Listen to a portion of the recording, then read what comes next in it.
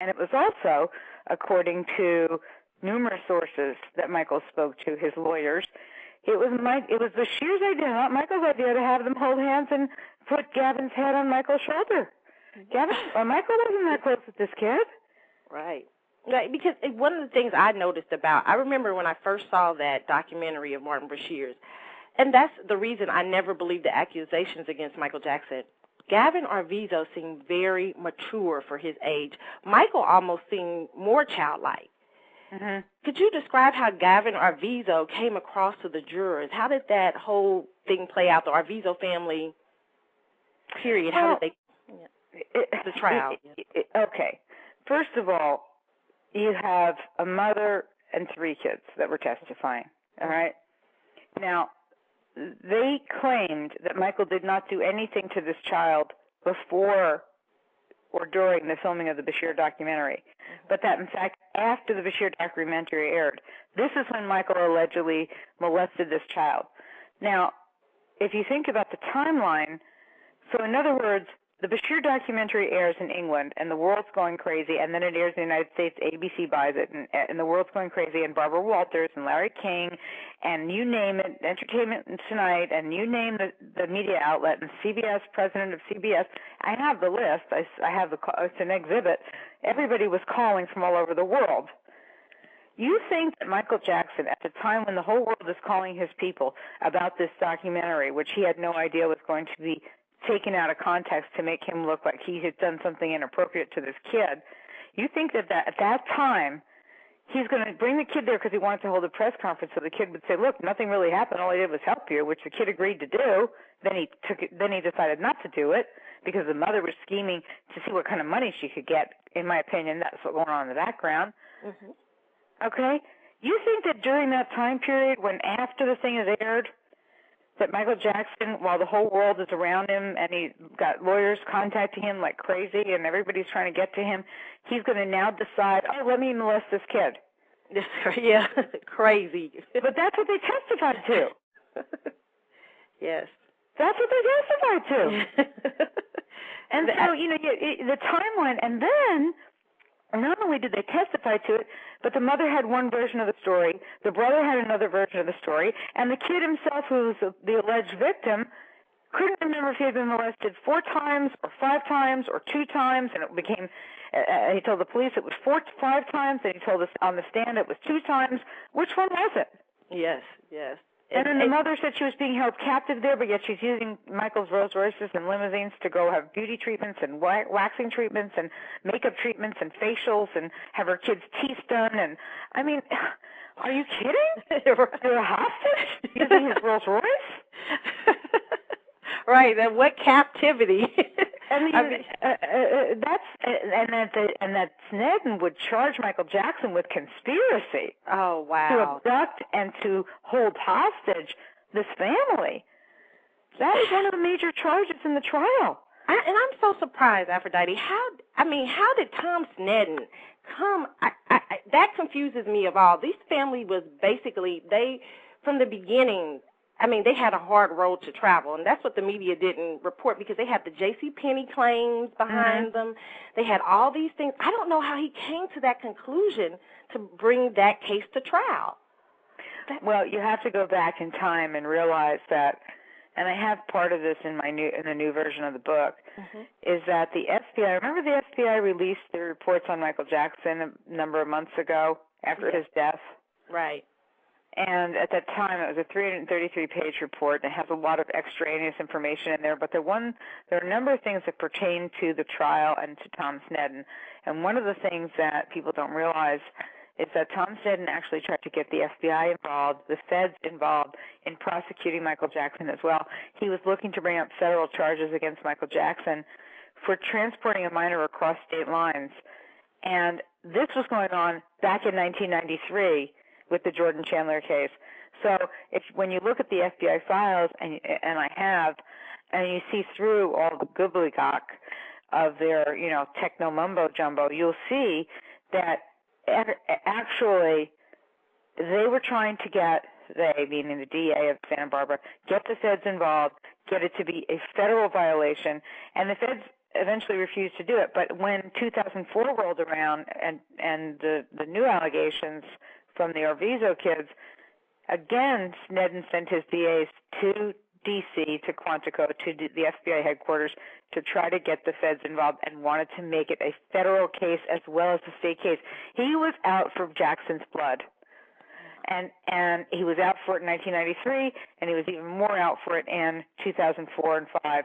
And he did everything in his power, including going out of the country to look for witnesses to places to like Australia, etc., to look for witnesses. He had, in my opinion, beyond a vendetta. It was an obsession for him to destroy Michael Jackson, and he made it his life's ambition, I think, at some point after the Chandler settlement, because he even had a law passed which in the state of California allowed him to bring prior evidence in to a trial. In most cases, you're not allowed to bring prior acts in to a trial. That's just not, you have to decide a case on the merits of what the situation is, not what happened in the past. But Sneddon actually passed a law in California allowing him to do so, which is why he was able to get, all of these people on the stand, June Chandler, and which is Jordy's mother, and then of course he brought on some other accusers and people who alleged that Michael had tickled them and inappropriately, and which is Jason Francia. But at the end of the day, the defense was able to bring in the other people that were supposedly victims, Wade Robeson and Macaulay Culkin, and a list of people who all said Michael never did anything to me. Loved Michael. He was so good to me. He was my friend. Okay. So. But I guess the roundabout way to answer your question is that Tom Sneddon really spent, from what I can see in the FBI files, from 1993 through 2005, doing everything he could to convict Michael Jackson on something. And one of the things that stands out to me, too, is that he seemed to be so angry about the Chandlers that he could not get Michael Jackson on the Chandlers. When you go back to the Chandler case, how much did the Arvizos, and I remember reading your book, like she was talking when Janet Arvizo took the stand, and she says that she saw Michael lick Gavin's hair. Yeah.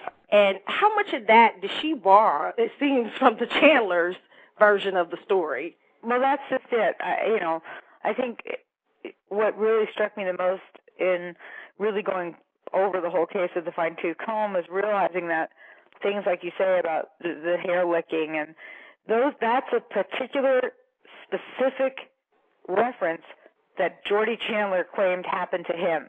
Mm-hmm. And it's interesting that she would find that and she would incorporate it into her what she saw, go wrong, with Michael and her son, when all of a sudden, as you start to listen to it, you realize that she's using the Chandler playbook to reinvent a case that if the Chandlers got $20 million, she could get $20 million. And that's what she was going for. I think she lost the case. When I read your book, her coming to the stand was a big mistake for the prosecution. What did you think that day when she testified? Well, she testified for a number of days, and okay, and she was a woman who had this whole, bless me, Jesus, I'm the God-fearing, loving woman act going on in the preliminary hearing, and I saw that. And then later, you see this woman who is a completely different person. I don't know what she was. She was like snapping her fingers at the jury, and she was winking at them and pointing at them and being very cagey and twisted and saying inappropriate things on the stand. I mean, it was really weird to watch her. Honestly, it was like, what is this? Not who is this, but what is this? Like, you got to be kidding me. And then, we had the advantage in court of having seen the Arvizos made a rebuttal tape, which no one has ever seen. But in court, we saw it many times. And on that tape, they're sitting in a little studio, and it's the three kids and Janet, and they're all talking about how wonderful Michael is and how he was a father to their children, and she's going on about Michael is a father to my children, and I love Michael, and we love Michael, and the kids all are saying how great Michael is, and we, and that, without Michael, Gavin wouldn't have survived the cancer, and without Michael, he showed us the love. He showed no one cared, and we were dejected, and we were downtrodden, and but Michael's the only one who cared. We saw this tape, to the point that everybody in the courtroom could actually mimic her lines, because some of them were so over the top that they were goofy. She was a little wacky, but okay, fine. She was melodramatic. They had no food, and they had to live in a barn, and the this and that. And Michael came along, and he saved them, and we saw it a lot of times. We saw it about 5 times, and then she comes in person. And she's 3 times the size she was in the videotape, which she had made 2 years prior. Okay. Her hair is no longer long and curly. It's short and stumpy. Her face is all fat because obviously she's gained all this weight. So you can't recognize her. But she's wearing like a pink hoodie, terry cloth, in the courtroom. Oh, my goodness. That's what she wore. Everything about her was inappropriate. Yes. You don't go in a courtroom in a pink hoodie, terry cloth sweatshirt with, it was just nuts. And then she, so you're looking at this woman and you're thinking to yourself, how can this be the same person that was in this video? This is only 2 years later. What the hell happened? Plus, everything coming out of her mouth was, I made that video. I was forced to make that video. It was scripted. I was following the script. I didn't mean anything I said in that video. Neither did my kids. Well, meanwhile, the video actually had footage in it where they were not on camera. The camera was still rolling, though. She was saying to her kids, come on, sit up, sit this way, do that. Yeah, that was all scripted. Like, she's an Oscar-winning actress, that she could do this. Wow. So, yeah, because I know that they kept making references to the kids being actors, and that they had a lot of study in theatrics and things like that. Do you think, because when you see the kids like Gavin Starr, do you think that they were they felt like as children they were doing that job, acting job, when they were up there? Because at times they seemed to be mixed up. So mixed up, like they got their lines wrong. Right. Well, first of all, excuse me. Think about somebody who names their kid Star. Okay? The fact that she has a kid whose name is Star should tell you something right there, okay? These kids were desperate to be stars and to be in front of the camera, and that was what they wanted. And that's actually how they met George Lopez and Chris Tucker and Jackson, was through a comedy club in Los Angeles where they were included as inner city kids that were doing a summer program. Mm-hmm. And then Gavin got the cancer, and then everybody felt sorry for him, and that's how it came to be. Right. But it was all based on they wanted to be stars, and they wanted to be either comics or actors or singers or dancers. It didn't matter. They were trying to reach for the stars, literally. And so, there's even a video that we saw in court. I don't know if I wrote about it in the book or not, but where Star Arvizo is the host. I think I did write about it. He's the host to Welcome to Neverland. And yes. I remember that part where is that the one where Gavin and him did the video, that other video too beforehand, where Michael had him be the host of that video, first video they made. Yes. Yeah. And we saw that. That's something that, again, I don't know if the Jackson family could even get a hold of that or who has it, but it was entered into evidence. And when you sit and you watch let's say it was a 12-minute video of a kid who says, I'm Star Arvizo and welcome to Neverland, and then the gates open up and he's on the choo-choo train and he's pointing out all the different things and he's being, like he's a Disney character, at Disneyland hosting this thing. He actually didn't do a bad job. But the point is, for him to then get up on the stand and say, we weren't interested in Michael Jackson's money, we weren't interested, in being anything other than Michael helping, we were there because we were brought there to be in the Bashir documentary. Oh. It's just bunk. At Mark Garrigo started off as Michael Jackson's lawyer, and then Tom Mesereau replaced him. How important was that to Michael's strategy in that trial to win that trial? Because when I first heard Mark Geragos was his lawyer, it seemed like Mark Geragos acted more as a publicist. Yes. Mark Geragos is a very clever marketer, and the thing he markets best is himself.